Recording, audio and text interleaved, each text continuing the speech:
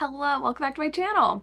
In today's video, I'm going to be reviewing, ranking, talking all about all of my 5-star reads. I've been doing this screen recording series over here on my channel for the past couple of months, and I've just had so much fun with it, so I'm like dreaming up new ways to talk about the books I have on my Goodreads shelf. I've been an active Goodreads user for almost a decade at this point, and I have been recording the books that I have been reading since 2012. So I have quite the plethora of books spanning over a decade that we can chat about, talk about, and I can, I guess, reflect on whether or not these 5-star reads hold up over time. I also thought this one could be fun because I am a notorious hater, which I think we all know, and I recently went on my contemporary romance shelf and showed you all of my 5-star reads. Then it just got me thinking, like, what have I given 5 stars to that just isn't romance? So we're gonna go ahead and check those out. I have sorted my read shelf for my 5-star reads. First up, wow, Blast from the Past, we have Seize the Night by Sherilyn Kenyon, closely followed by Lover Unbound by J.R. Ward. Sherilyn Kenyon's Dark Hunter series was one of my first forays into, I guess, what we could parallel to romantasy. Back in the day, romantasy didn't exist quite as it does today. That's not to say that there have not been fantastical romances, but I think the focus, especially in sort of like the early 2000s, was on things that were very paranormal. Demons, demon hunters, ghosts, vampires, things like that. And after reading Twilight, I was really looking for things in that same vein that were maybe just like a little bit sexier. And I really found that whenever I found J.R. Ward's Black Dagger Brotherhood series, and I couldn't find anything else that was like vampiric in that way that I really fucked with. But I did find the Dark Hunter series, which I read so many of. You're gonna see a lot of those on this list. And I distinctly remember downloading them all for my Kindle and then taking them to the beach when I was in like high school and college and just pounding my way through those books. Now that I'm saying it, pounding maybe not the best verbiage there, but the series is about these demon hunters, I guess, who are blessed by a goddess. Basically, when they are dying, they can call out to her for help and she can like save their lives, and then they have to be indebted to her and hunt for her, these evil demons. Each story follows one of these guys hunting down these demons and falling in love at the same time. If you fall in love, you can no longer be in service, and they have to like bargain with this goddess to like get out of their service. I loved these books. I thought they were so fun at the time. They kind of like straddled the line between like typical urban fantasy romance and dark romance, and I really loved them. The author has an interesting past, and you can look that up, or I guess interesting present if you are so inclined. I think she accused her husband of trying to poison her, which is kind of wild. So there's a whole story there. I haven't really read any of her stuff in recent years, but I have such fondness for that series. But the series that I like ultimately have the most fondness for, of really probably any series that I've ever read, is ultimately the Black Dagger Brotherhood series by J.R. Ward. These are paranormal vampire romances. They're smutty. They have all the 2000s vibes. Is the content sometimes questionable? Sure. Could there have been a gay relationship earlier on in the series that we were all craving? Sure. But genuinely loved this series so much, and realizing that books could have sex in them was transformative for me. Wild, I guess, to consider how many women in their early 20s are like getting into reading romance now and just have this like plethora of options, especially targeted towards like their age demographic. Because when I was picking up romance, there really wasn't that much out there targeted towards a younger age demographic. It was like most of the heroines were like in their 30s, and we're getting with like billionaires or like cowboys. I don't know, there just wasn't as much as there is today, and there definitely wasn't KU. So yeah, such a fondness for the Black Dagger Brotherhood series, and that's probably going to be the series that we start with over on my podcast whenever we get that going. I fucked with these so heavily. Lover Unbound, I believe, is Butch, and I cannot remember his partner's name, but Butch's story. Vampire Academy, again, this was just that time in my life. Oh, I have it on here twice. It's just this time in my life where I was craving more vampires, and while this wasn't Twilight, it still had a romance that I was into. I think this probably sparked my love for like student-teacher romances. Not as big of a fan now, but when I was younger, I was just so into that. Honestly, stand by my 5-star rating. I have read this book so many different times. Read this in March of 2024. It just stands up. It holds up. It's fun. Fucking love the movie, and I don't care who knows it. I really want vampires to make a resurgence in this same way, in like a very fun way. Maybe I'll just have to write one myself. Moving on. Oh god, Lord of Scoundrels by Loretta Chase. This is one that I kind of want to read, though I guess I reread it most recently in 2022. This is a historical romance throwback. It does not have modern sensibilities whatsoever, but our heroine shoots at our hero at one point. She is a very fiery and feisty woman, and this book is just one of those classic historicals that like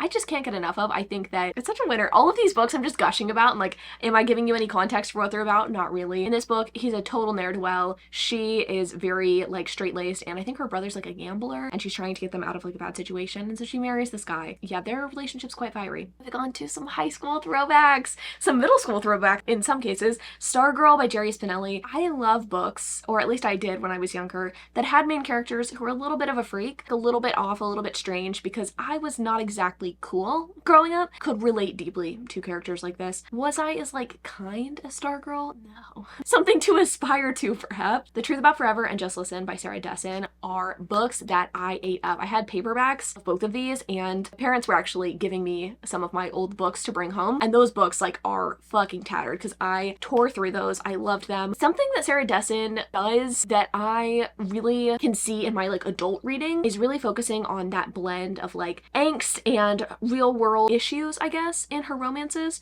while still having a romance that you kind of swoon for. I need that perfect balance, you know? And I think maybe that's what I crave as an adult now that I'm really thinking about it, is that I feel like I'm seeing so much smut and not enough about how, I don't know, like family and family relationships can affect us and can like affect how we engage in our romantic relationships. I might have to revisit one of these in the future, and I really wish I could remember which one of these was my favorite. I kind of want to say that I preferred Just Listen. I remember the hero would listen to like rain noises, like he was really into like all kinds of music. What fondness I have for those.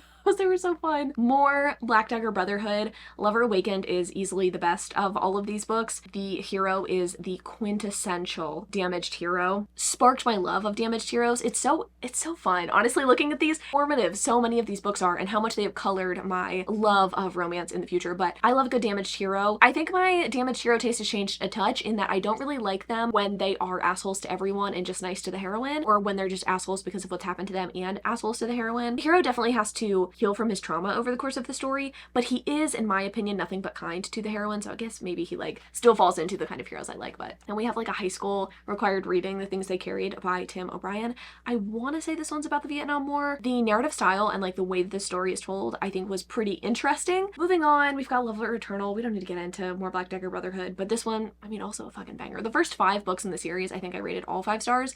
Loved all of them. Then things kind of fall off, and like there's a couple 5 stars here and there, but not all of them. Another historical throwback, A Kingdom of Dreams by Judith McNaught. This one I think is like perfect for lovers of like Game of Thrones or Outlander. It's got that kind of like medieval feel, and I don't feel like very many historicals have like a medieval setting. Very fiery heroine. I'm finding that that's what I like. Just those like old school historicals with heroines who don't take shit. I feel like right now we're in the heyday of the Wallflower, and like that's great too, but I personally can relate much more to the spirited heroines, so I love this one, and I think this is one that's like worth revisiting. Yeah, Judith McNaught, we don't totally get along. I think her most popular, Whitney, My Love, it has a couple of scenes that I find questionable, but this book I fuck with. I feel like A Great and Terrible Beauty sort of like slips under the radar too often, because this one, all vibes, and I feel like so many people could benefit from the vibes of this book. Like if you were a historical fantasy person, oh bitch, it is exactly that. I just don't feel like this series gets the love that it deserves.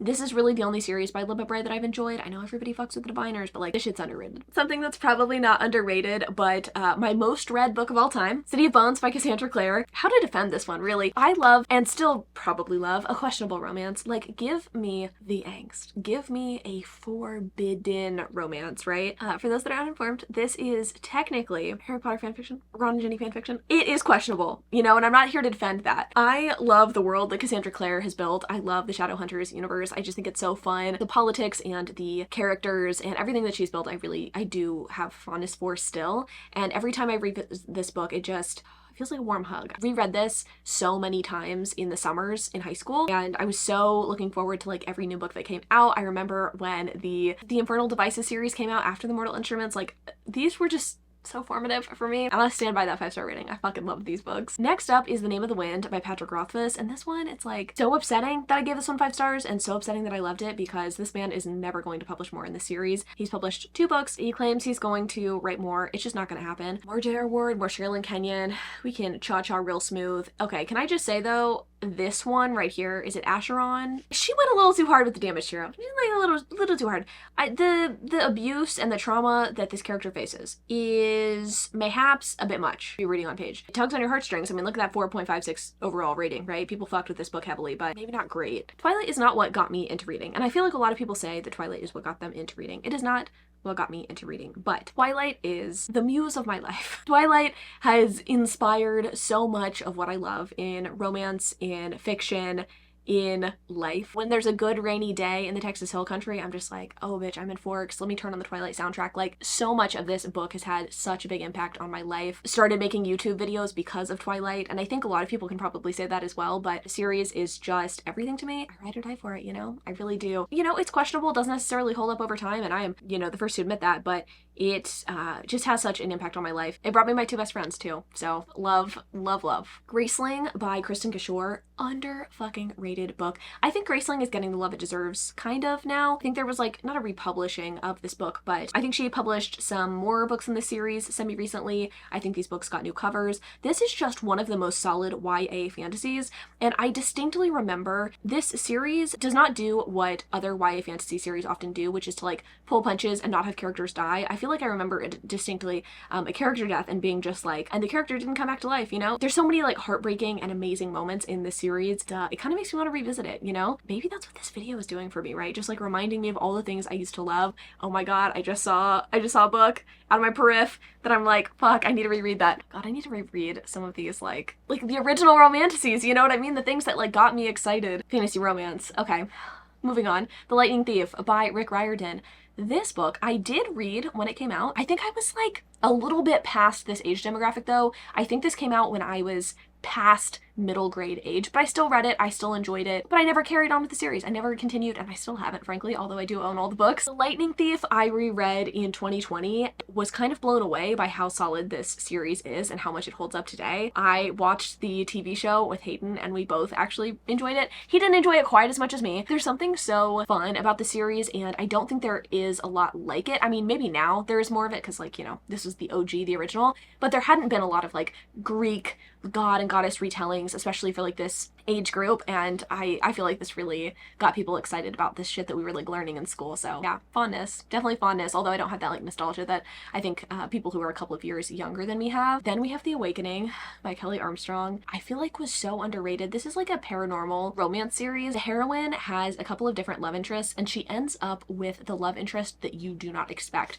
which I feel like doesn't often happen in YA. You normally have like a love triangle, really like handsome, interesting, fun, maybe potentially bad boy choice, and then you have like the best friend or whatever, or like the blog guy. The guy she ends up with is just not who you expect at all, and I ate it up. The angst and the tension. I remember like rereading their kiss scene like a million fucking times. Ate this series up. I don't exactly remember like the context, but I think they like all had slightly different powers, and they were all living in like a group home together because they got kicked out of like other like foster situations because of their powers. Goddess of the Hunt by Tessa Dare. This is one of the only books that I've given 5 stars to by Tessa Dare. I really like Tessa's stuff, but once you have read almost all of her books, which I have at this point, you realize that a lot of her stories, her heroes, her heroines tend to follow similar formulas, right? You've got like the wallflower and the rake, you've got the damaged hero and the plucky heroine who's going to like save him from himself. It kind of repeats over and over again. Goddess of the Hunt is actually the first book that Tessa ever published, and it does not follow that formula whatsoever. I talked about it and actually recommended it in my summer romance recommendations video, which I'll link in the description. I really loved this one because it's fucking horny, and sometimes you want that. You also learn way too much about authors when you've read almost every one of their books. Might I say that all of the guys in Tessa's books are booby obsessed? I don't know, is that weird? Is it like too personal? I kind of feel like it is. I feel like I know too much after I see like the same sexual preferences over and over again in a book. I see the same thing with Tessa Bailey, you know? Tessa Dare, Tessa Bailey. It's the Tessas, the titty Tessas. The Curse Worker series by Holly Black. This series I think is pretty underrated. I don't remember very much about it. I do remember really fucking with it. I think the hero of the book has to like wear a glove because if like, he touches people, they die or something to that effect. Fever series by Karen Marie Moaning. I fucked with Shadow Fever so heavily. I feel like this was such a good conclusion to a series.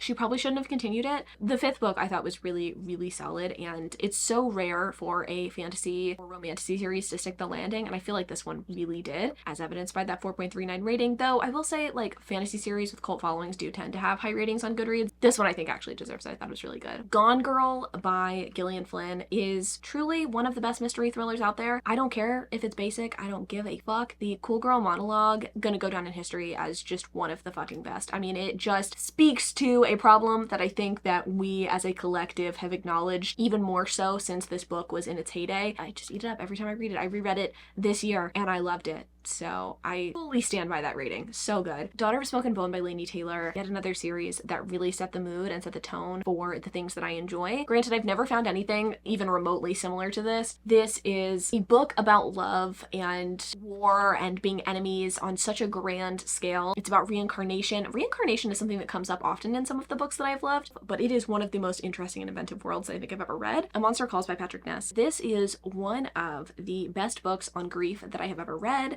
and it is so sad that I don't know if I will ever pick it up again. Attachments by Rainbow Rowell was a book that I read, and I was in a very weird place in my life. This is an adult contemporary romance that kind of leans more into the women's fiction side of things. You've got a kind of Jim and Pam type dynamic, I would say, and not in the sense that like they work super side by side, but more in the sense that the longing is definitely there. I have to say, the whole Jim and Pam dynamic before they get together is quite fucking juicy, and is something that, like, I don't know, I vividly see that scene where he like kind of comes onto her in the parking lot and she like walks away from him. I can just see it. I can just see it in my head. Same vibes and attachments. Slightly different in that I believe he's like, they're emailing her or like monitoring her emails, which sounds really fucked up, but there's something so quaint about this book. There's something so quaint, so charming. Grave Mercy by Robin Lefevers. This is a killer nun series, assassin nun series.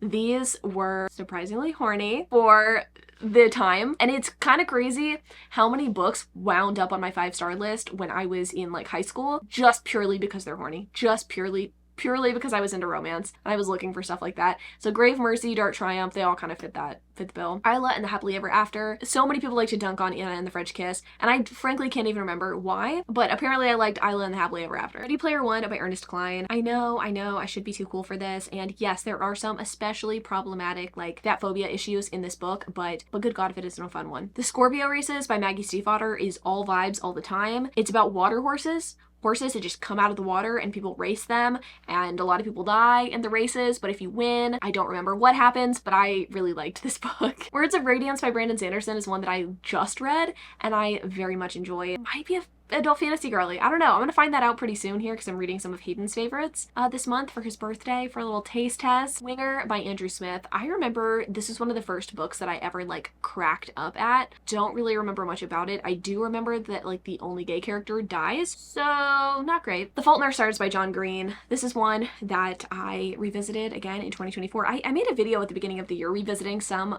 books that I loved in 2014 just as like a, you know, decade ago sort of situation. There's something about this book that still holds up for me. It's not perfect. There's definitely issues with it. The critiques that it gets, I think, are harsh and unkind, and I actually do think that teens occasionally talk like this. Aristotle and Dante Discover the Secrets of the Universe. This I remember really enjoying, but I read it so long ago that I honestly can't remember much about it. This was one of the first like queer YA books that I read. For that I am thankful. Moving on to more queer stuff. The Less Than Epic Adventures of TJ and Amal. There are a couple of like web novels, I guess, or like, I don't know, graphic novels that are on web comics. Read back the like 2017 to 2018 time period. I liked these because when I was in college or grad school, I could be on my computer looking like I was busy and then just like read sweet romances. This was like a road trip novel. I think these like two strangers kind of fall in love over the course of the story. I don't know if I stand by my 5-star rating, but I certainly did enjoy this. Edenbrook, My Favorite Happy Accident. This book I read for a list video, my first ever list video,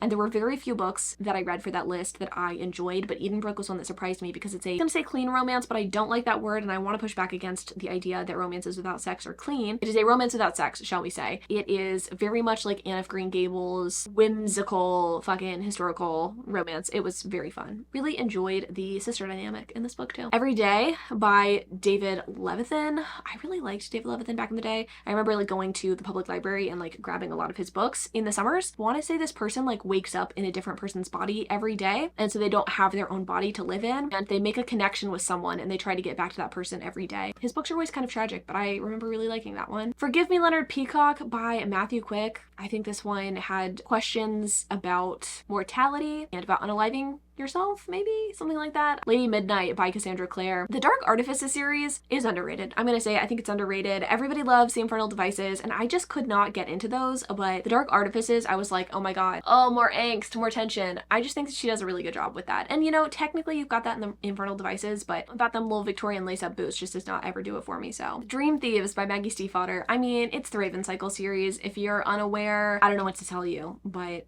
what a crazy inventive world. Very similar to, goodness, Daughter Smoke and Bone by Laini Taylor. Not in terms of the vibe or the fantasy world, but just picking up something that you felt like you had never read before. Loved the series. I wish the last book hadn't have sucked so bad in my humble opinion, but so many good books in that series and just such incredible and impeccable vibes. ACOTAR, you know, I am not too good for ACOTAR. I'm simply not. I do not think the Crescent City series is any good, but Throne of Glass series, A Court of Thorns and Roses series, I like them. I fucking do, okay? I'm a girl. The Burning Sky by Sherry Thomas.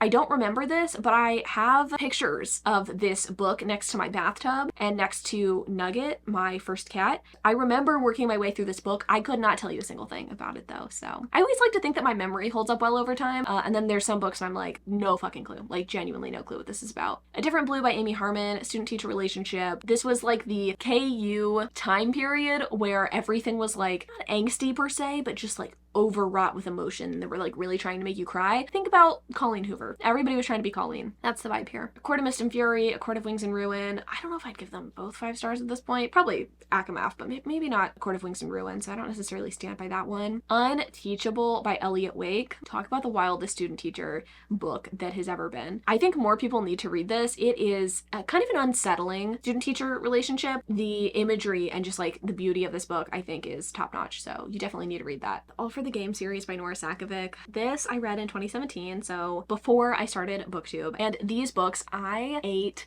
up. I read them again on a vacation. What is it about vacations just like having such immaculate book vibes? I need to go on more vacations in adulthood so I can like rekindle that same love. I read all of these back to back, and I remember the first one having a really hard time getting through the writing. It was so strange, nothing like I'd ever read before, but I was so addicted to the series. It's just unlike anything I've ever read. Forbidden, not even forbidden nature of the romance, but how deeply damaged both of the heroes were in this book, how they somehow found solace in each other. It was very nice, and it was kind of like a Ian and Mickey sort of relationship, like Shameless, but like on 10. It was such a good time, honestly. I feel like those have such a cult following, and I'm surprised that they have not been like picked up by like a publisher, or the series hasn't like got a spin-off or anything. Illuminate by Jay Kristoff and Amy Kaufman. This is one of the first sci-fi books that I actually really enjoyed, I think because of the way that it is written. It's like, I believe, told in like interesting little text conversations between hero and heroine. I can't remember much else.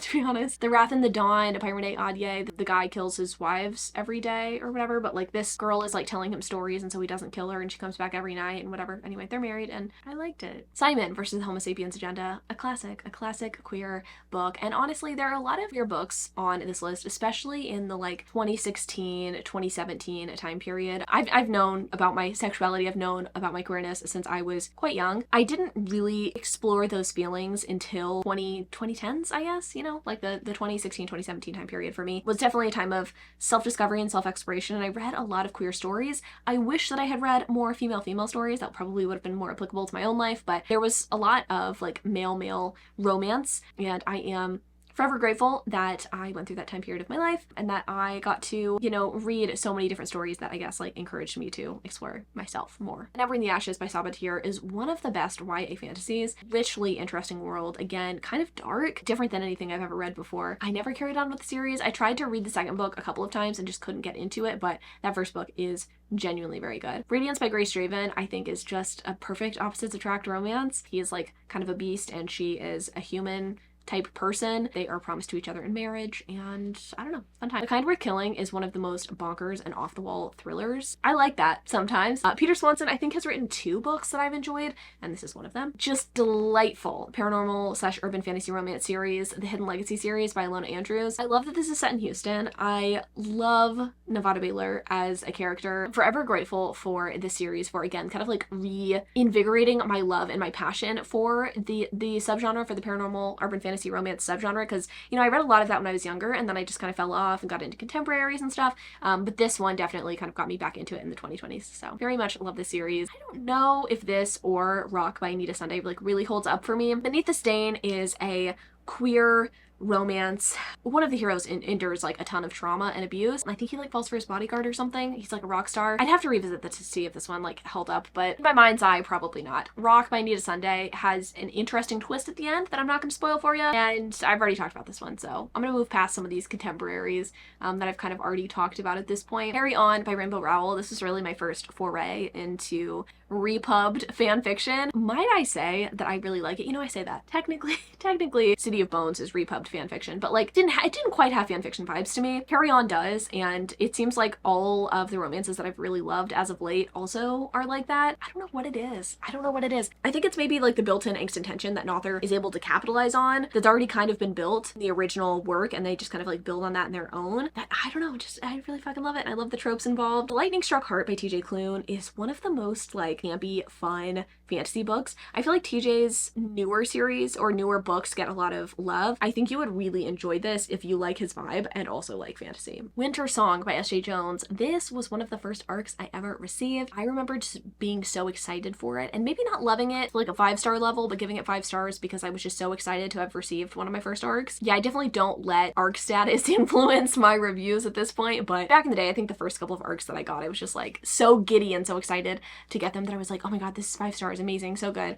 Even when it like maybe wasn't my favorite. Dress Codes for Small Towns by Courtney C. Stevens. This one I have fondness for because I believe I read this for one of my first taste test videos. Kayla from Books and Lola. I did really enjoy this book. Just such nostalgia, I guess, for the beginning of my booktube career. Check Please. Wow, what a throwback. This is a queer graphic novel. I feel like this got a lot of hype back in 2017, and I feel like I never hear people talk about this anymore, but very fun series and has kind of like Heartstopper vibes. Lots of stuff that I've already talked about. The Cruel Prince, The Wicked King, Queen of Nothing.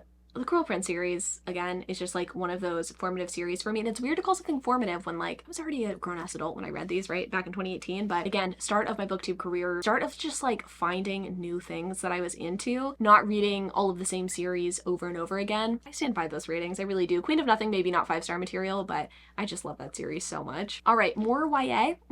We've got Autobiography, Summer of Salt, and Scythe. I don't feel like I have anything really groundbreaking to say about any of these. Like, these are all very solid books. I liked these two because they are, what's the word I'm looking for? Just like very good coming of age stories, but I do not want to talk about all this YA. Wow. I think it's because my taste has changed so much, right? Like, some YA is nostalgic and is like formative for me, and I will forever talk about those, but the YA that I read before I could really like find my taste in books is just not stuff that I really care to like talk about a lot. Eliza and Her Monsters, Birthday, The Poet X, Far from the Tree, Furyborn.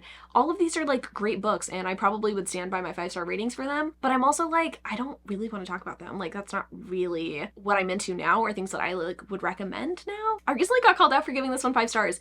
I love this book. I personally fuck with Lee's writing. I was gonna say I really like Dark Academia. I don't really, and I like when Dark Academia, it doesn't take itself too seriously. I think something about like the classic Secret History or whatever is that like it kind of takes itself a little too seriously. Like, it's not fun, right? And this one has like fantasy elements, so I'm all about that. Good Daughter is my favorite Karen Slaughter book. This one, I think it's just so juicy because it's so psychological, and I think it's better than Pretty Girls. And if you've read Pretty Girls and you were like, oh, this is too gory, or like, I want something better, read The Good Daughter. Right, Sadie by Courtney Summers is the one YA coming up that I will actually talk about because it's one that I remember and one that I really loved. This book is so wild. The ending of this book is absolutely batty. I loved the podcast style. This is one of the first books I ever read that kind of like juxtaposed a true crime podcast with like present day narrative. And I think what I liked so much about this one is that the podcast tries to follow the events of what happened to Sadie, getting like Sadie's perspective as the podcast like documents what happened to her. It just worked so well for me. This book was genuinely very, very good, and it's like, I think, a new classic in the YA genre. More stuff that I've already talked about. Another Tessa Dare that I've given 5 stars to, The Governess Game. I actually think The Governess Game is probably my favorite. I do also like that first book in the Wanton Dairymaid series, but The Governess Game is just, I think, the perfect representation of Tessa's bread and butter, which is the reformed rake and the wallflower. I also love the kids in this book. They're fucking hysterically funny, and I really need to revisit this because this is like a comfort read. Historical romance that isn't going to take itself too seriously or be too hard to read, and you like Bridgerton, governess game, babes, governess game. Skyward by Brandon Sanderson. Okay, this one is YA, but it's science fiction, and I actually really enjoyed this book. The heroine is like a little bit immature and a little bit irritating, but she has such gumption and such a passion. She wants to like fly spaceships essentially in this like sci-fi world, take after her dad, I want to say, and she uncovers a lot of stuff about her world like as the book goes on. I remember finishing this and being like, what the fuck, like do I actually like science fiction? The answer's sometimes. I haven't like, you know, had some great epiphany that like science fiction is the best, but this book really fucked, and I need to read more in this series. I always tell myself I'm going to continue on, and I never do, but I think the last book has either just come out or will come out soon, so yes, love that. Long Exposure is one of the prettiest online graphic novel sequential art things that I have ever read. I don't believe it's finished. There's kind of a weird relationship between these two. I want to say it's like a bully kind of, and his love interest has like superpowers, and I just like, I'm picturing rainbows like kind of going around everybody. Very beautiful, very beautiful. It's queer, obviously. To the Silent Patient by Alex Michaelides. I need to revisit this one because I always said that this is like one of my faves. I think it was like my favorite book in 2019 or one of my favorites, and like I have not liked shit from this man since. So does it hold up? Who knows? A Heart and a Body in the World. One of the saddest books that I think I've ever read, talks about gun violence. So more contemporary romance that I have already chatted to you about. Legendborn by Tracy Deonn. I don't feel like I need to talk about this one because so many people I feel like lately have picked up on the greatness of this series, but it's so fucking good. And I think I've only read the first book. Actually, I might have read the sequel. I can't remember. This book's so good. It's so good. It's got like that Knights of the Round Table sort of thing. Dig by A.S. King is one of the most interesting YA books that I've read, in that it is so interconnected in ways that you don't expect. It talks a lot about like intergenerational trauma. It's good. A.S. King writes some really interesting and hard-hitting YA books. Girl's Guide to Murder. I really want to watch this on Netflix now that it is out. What a fun book. I did not expect to enjoy this as much as I did. I read this one in 2023, I think for like reading your best books of the year or something, and this is like one of the only ones I liked. So I feel like that says something. The Wallflower Wager by Tessa Dare. This is additionally a very horny Tessa Dare book. The heroine is like, you sexy and I'm gonna climb it like a tree, even though she's supposed to be like chaste or whatever, and I love that for her. Lock Every Door by Riley Sager. This is, in my opinion, Riley Sager's only good book. A gal is like apartment sitting, I guess, for this person in this apartment complex, and she has to follow very specific rules, and then she uncovers the secrets of the apartment complex. I liked it. I liked it quite a bit. I also really liked The Lady's Guide to Celestial Mechanics. This is a queer historical romance, and I remember this is one of the first female romances that I read that wasn't totally soft.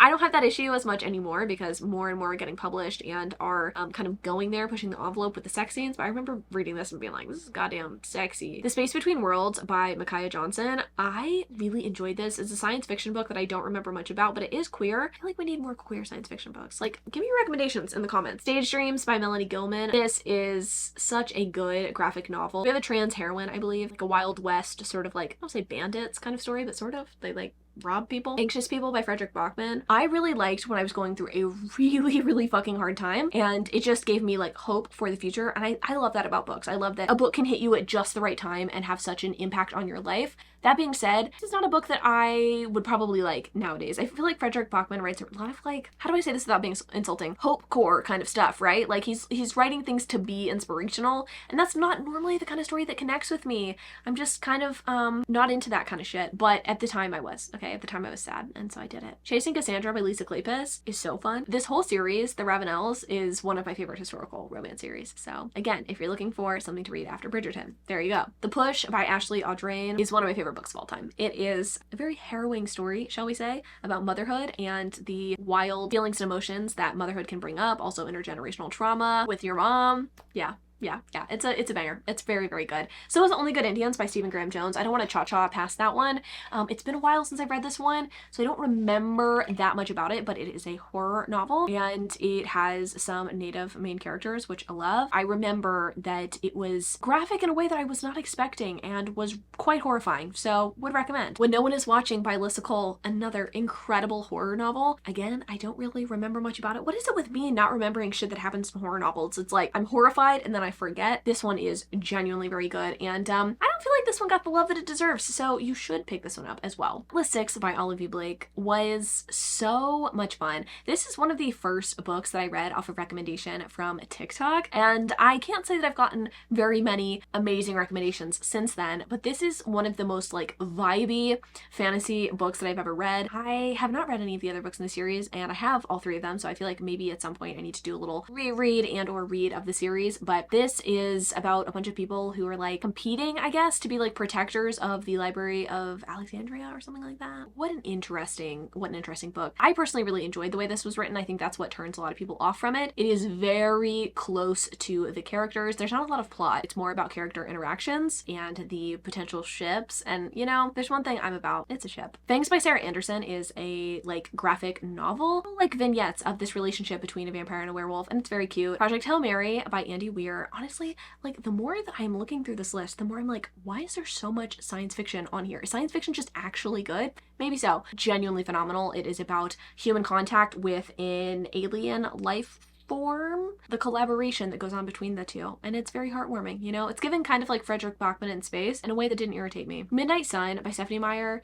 Reading this in 2020, getting this gift that I have been waiting for many years, was quite informative and quite great. This is one that I'd probably revisit because like obviously I've read like all of the Twilight books many times and I've only read this one once, so maybe I need to get into Edward's weird little horny head again. The Last Thing He Told Me by Laura Dave is a mystery, and it is one of my favorite mysteries. I feel like we need more mysteries. Can I say that for the record? I feel like thrillers are a dime a dozen, but where are the good mysteries? This one really had me turning my page, not actually, I was listening to the audiobook, but like mentally turning my page, just like wondering what's gonna happen and like who done it and where did this man go. And it's also very like sad and kind of romantic at the same time. Love this book. So good. More romance. Honestly, so much romance. It's not that surprising that so many of my 5 stars are romance, but also, you know, not as much to talk about as I had expected. The Whispers by Ashley Aldrin, another banger by Miss Girl. This one's like, if you like domestic drama with like an edge, mayhaps you'd pick this one up and enjoy it. Yellowface by R.F. Kuang. I feel like I've talked about this book so much, I don't need to go into detail, but this is a book that I think genuinely everybody needs to read, especially if you are someone who reviews books or talks about books on the internet. Killers of a Certain Age by Deanna Raybourn. All right, this one is about a group of assassins who worked for, I believe, like the British government or like maybe the CIA, something to that effect. Now they're old and they are going to be killed off, but they've figured out they're going to be killed off. Now they want to go after the person who is after them. This one was so much fun. It's like kind of a cozy mystery, but a lot of like stakes and tension, and definitely something that I think that a lot of you would enjoy. Honestly, this was like a book of the month pick, and I probably wouldn't have picked it up had it not been, but honestly, so much fun. None of This Is True by Lisa Jewell is one of the most recent thrillers that I've read, and if you like a good, unreliable narrator, this is definitely a book that you are gonna want to pick up. One romance that I gave 5 stars that I have not talked about on my channel, I think this is the last 5-star that I've given, Tara DeWitt's newest book, Left of Forever. I Sensitivity read this, and this was my favorite book that Tara's ever written. It is so phenomenal, so deeply romantic. It is a second chance romance. We get to know the characters a little bit and savor it if you've read that one. I don't want to spoil because, you know, it's not out yet, and I don't know how much is going to change between me reading it and it getting edited and published, but what a charming story. What an incredible second chance romance. I feel like Marriage in Trouble, second chance romances, especially between divorced people, it'd be really hard to make work, but something about this one just really did it for me. If you like Kennedy Ryan's first book, is it Before I Let Go? Like that one, I think you'll really enjoy Left of Forever, and I will give a shameless plug for it because again, I just Sensitivity read this book and I gave it 5 stars. It's very good. Another book that I just like could honestly have about all day is Not Another Love Song, because I'm sorry, we need more Raylo fic published. We do. I'm sorry, I don't give a shit. I like Raylo fanfiction and I think more of it needs to be published. That's it. Those are all of my 5-star reads. I obviously skipped quite a bit because a lot of it is contemporary romance, which I've already talked about, but it was honestly fun to like walk down memory lane with all of you and just talk about all of the shit that I've loved for many years. A lot of this stuff I kind of want to revisit. Maybe I'll do another like revisiting my 5-star reads, like YA edition, because there's many a YA book that I loved and just yearned for. Thanks for sticking with me. I know this was a long one. I am planning on doing another video like this, but for my 1-star reads where I get to just really bitch. But thanks so much for watching. Love you all so much, and I'll see you in the next one. Bye!